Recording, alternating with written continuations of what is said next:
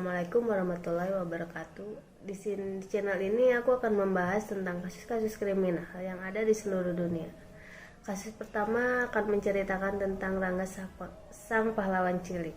Namun sebelum masuk ke dalam kasus ini, aku ingin menghimbau untuk anak yang masih berusia di bawah 18 tahun agar tidak menonton video ini karena video ini mengandung unsur-unsur kriminal.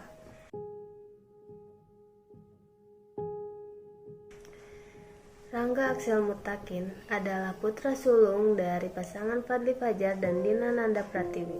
Rangga lahir di Medan 19 September 2011. Awalnya keluarga ini harmonis, sama seperti keluarga kecil lainnya. Saat usia Rangga 6 tahun, Dina melahirkan anak keduanya yang diberi nama Rizky. Rangga senang saat adiknya lahir dan dia amat sangat menyayangi adiknya. Jiwa pahlawan Rangga pun sudah terlihat sejak kecil. Namun berbeda dengan Dina dan Fadly, di depan anak-anaknya mereka selalu terlihat harmonis dan hangat.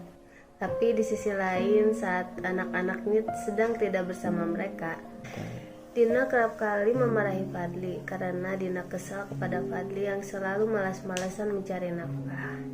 Dan setiap kali Fadly mendapatkan uang, ia gunakan untuk membeli sabu-sabu. Sifat Fadly pun semakin arogan kepada Dina, dan seringkali Dina dipukul oleh Fadly.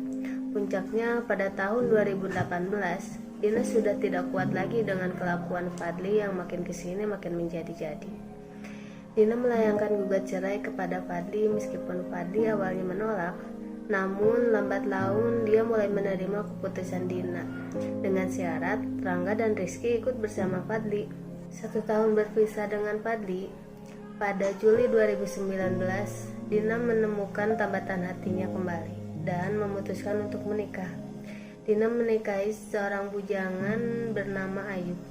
Ayub adalah orang yang bisa menguatkan Dina saat ia sedang terpuruk. Ayub laki-laki yang hangat, baik, dan sangat menyayangi Dina. Ayub adalah orang yang bisa menguatkan Dina di saat ia sedang terpuruk. Ayub laki-laki yang hangat, baik hati, dan sangat menyayangi Dina. Setelah menikah, Dina dan Ayub pindah ke Alugadeng, Aceh Timur, dan hidup menetap di sana. Oke, sekarang kita masuk ke kronologi pembunuhan Rangga. Awal Oktober 2020, Dina bertekad untuk kembali ke Medan berniat untuk bertemu kedua anaknya sekaligus meminta izin untuk membawa Rangga tinggal bersama Dina di Aceh. Pada saat itu, Rangga sudah berusia 9 tahun dan Rizky berusia 5 tahun. Fadly yang awalnya tidak mengizinkan Rangga untuk pergi ke Aceh karena khawatir Dinda tidak dapat merawat Rangga dikarenakan Dina sedang hamil muda. Tapi si kecil Rangga terus merengek, meminta agar ayahnya dapat memberi izin. Akhirnya Fadly mengizinkan Dina membawa Rangga, sedangkan Rizky akan tetap tinggal bersama Fadly di Medan. Rangga bahagia bisa kembali tinggal bersama ibunya. Namun kebahagiaan Rangga itu hanya sebentar, hingga malam kelam datang dan merenggut kebahagiaan. Malam itu Ayub meminta izin kepada Dina karena ia harus bekerja sebagai nelayan di sungai. Dina memang sudah biasa ditinggal Ayub seperti ini, dan biasanya Ayub akan pulang beberapa hari kemudian. Malam itu Dina tidak mempunyai firasat apa-apa. Ia melakukan aktivitasnya seperti biasa. Sampai pada tanggal 9 Oktober 2020, tepatnya pukul 2 dini hari, Dina yang sedang terlelap di gubuk kecilnya dengan berselimutkan sarung mulai bangun dan mendengar ada orang yang masuk. Bayangan hitam itu mendekati Dina dan mulai terlihat penampakan laki-laki tinggi dan kurus sedang berada di hadapannya. Dengan membawa parang di tangan kanannya, Dina sadar bahwa yang masuk ke dalam gubuknya adalah laki-laki yang sering ia temui di halaman rumah. Ya, dia adalah Samsul Bahri. Samsul adalah seorang residivis kasus pembunuhan di salah satu bar di Aceh. Dan Samsul juga pernah bertengkar dengan teman satu selnya hingga mengakibatkan seorang petugas penjara meregang nyawa. Samsul dijatuhi hukuman seumur hidup. Tapi karena perubahan sikap dan sifat Samsul yang berangsur-angsur mulai berubah dan menjadi lebih baik, dia mengajukan banding dan pemerintah menyetujuinya. Dari hukuman seumur hidup, kini ia hanya mendapatkan hukuman selama 20 tahun penjara.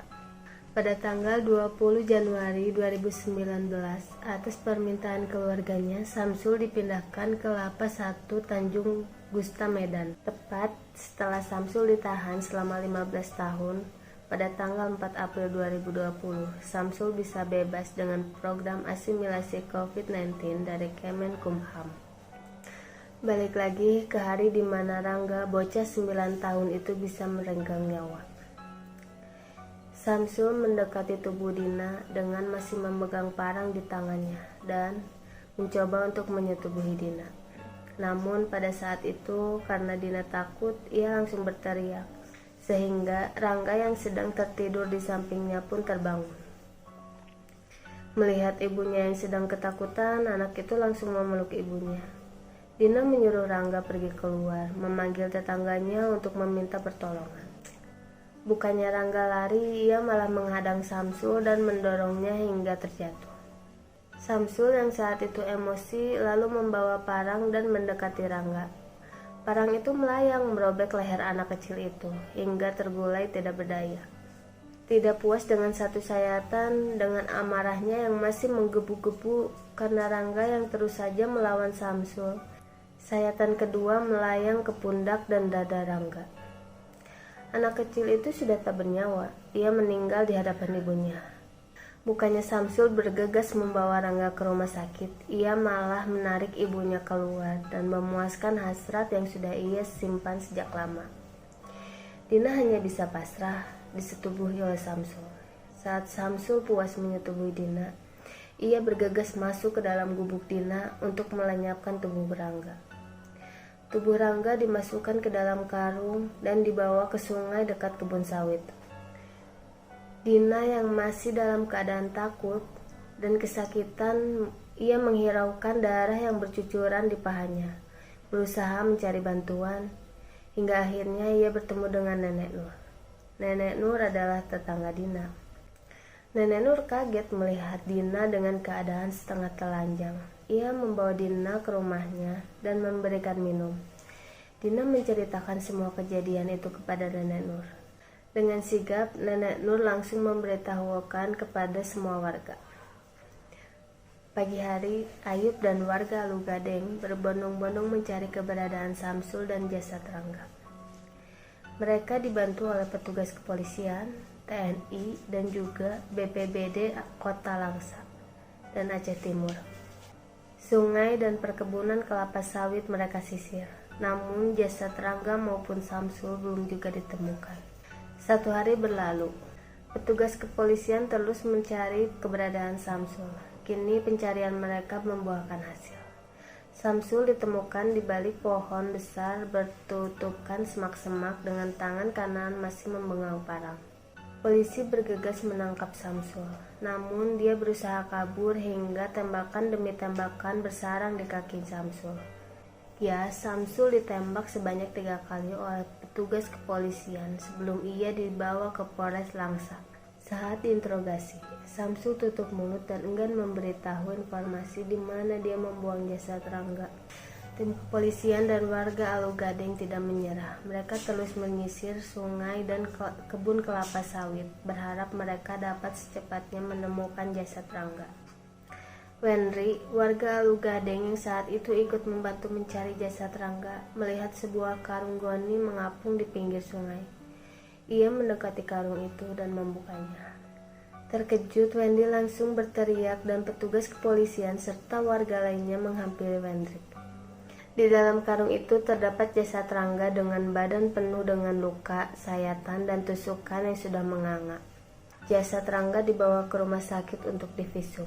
Hasil visum mengatakan kemungkinan besar Rangga meninggal dikarenakan putusnya nadi besar. Rangga dimakamkan di Alugadeng, Aceh Timur atas permintaan warga setempat, katanya untuk menghormati perjuangannya. Sedangkan Samsul, ia harus kembali menghirup pengapnya sel tahanan. Jumat 16 Oktober 2020, Samsul mengeluh sesak nafas. Ia langsung dilarikan ke RSUD Kota Langsa Aceh untuk diberikan pertolongan. Setelah diinfus, kondisi Samsul berangsur membaik dan pada hari Sabtu ia diperbolehkan untuk keluar rumah sakit dan kembali ke sel tahanan Polres Langsa. Tapi malam pukul 22.30 Samsul kembali mengeluh sesak nafas, dan petugas kepolisian bergegas mempersiapkan ambulan. Saat petugas rumah sakit datang, Samsul sudah dalam posisi tidur terlentang dan kakinya menekuk. Petugas kira ia tertidur. Ternyata setelah dicek oleh petugas RSUD, nyawa Samsul sudah tidak ada dan ia sudah meninggal. Rangga, anak kecil 9 tahun itu memang sudah tidak ada. Namun perjuangan untuk membela kehormatan ibunya tidak akan bisa terbalaskan dengan apapun. Dia akan selalu dikenang oleh warga Alugadeng dan semua orang di muka bumi ini. Selamat jalan Rangga. Semoga engkau diberikan tempat paling mulia di sisi Allah Subhanahu wa Ta'ala. Nah, begitulah cerita sang pahlawan cilik. Semoga kita dapat memetik pelajaran dari kasus ini. Sampai jumpa di video selanjutnya. Wassalamualaikum warahmatullahi wabarakatuh.